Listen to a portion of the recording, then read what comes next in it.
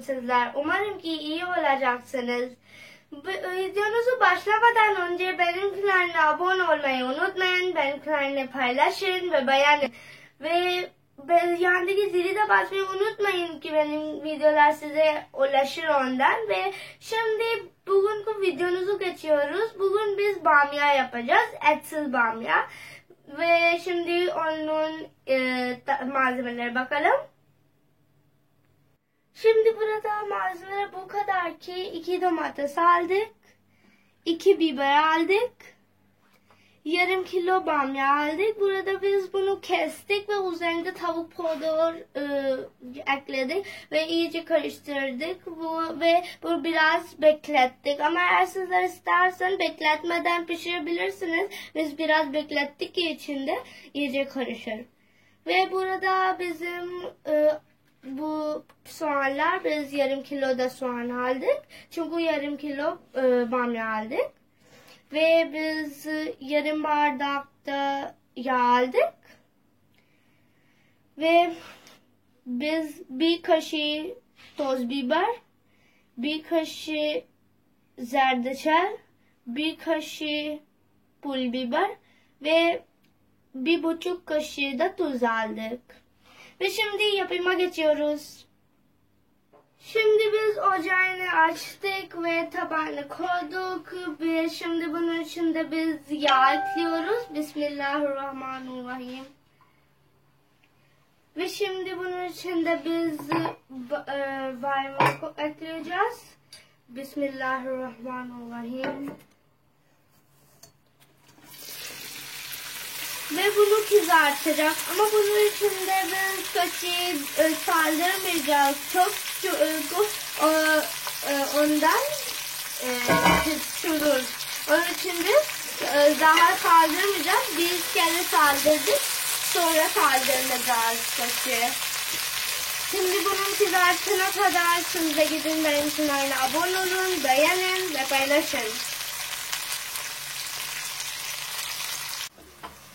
Şimdi biz burada bizim bamyalar kızarttık bizim ve şimdi bunları daha kahverengi yapmayacağız çünkü onda o sert olur.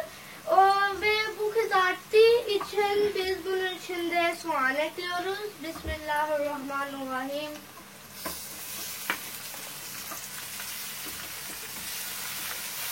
Ve bu soğan ekledikten sonra biz böyle hafif bir yandan ekliyoruz.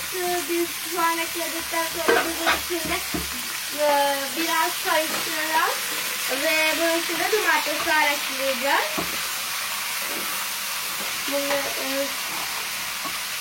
Domates ve biber ekliyoruz. Bismillahirrahmanirrahim. Ve bu ekledikten sonra baharatlar ekliyoruz. Bismillahirrahmanirrahim.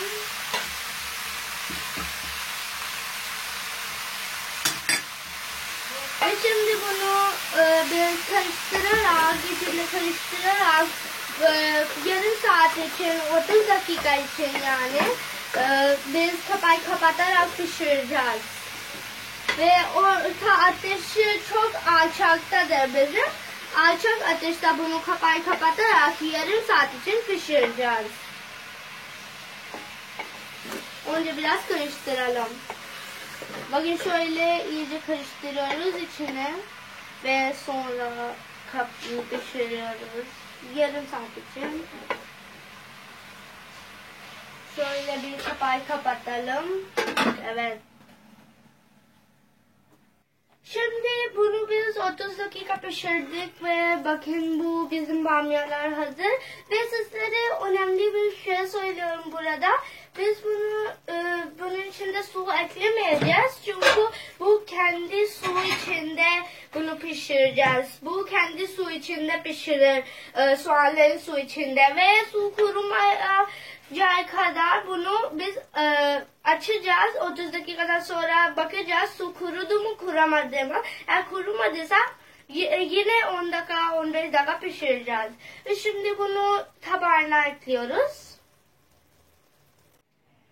Bakın şimdi bu hazırdır. Bundan çok iyi bir koku geliyor. Bunu siz deneyin ve size de iyi gelecek. Umarım ki iyi gelecek. Sizler de beğeneceksiniz ve bu hazırdır. Şimdi bizim bamya çok güzel görünüyor. Bu etsiz bamyadır.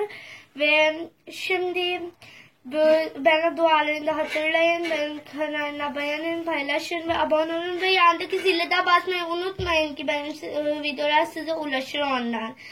Ve Allah bize güvende tutar, bizim üzerinde bereketlerinize, rahmetlerinize oluşturur. Bununla birlikte videomuzu bitirdik. Güle güle.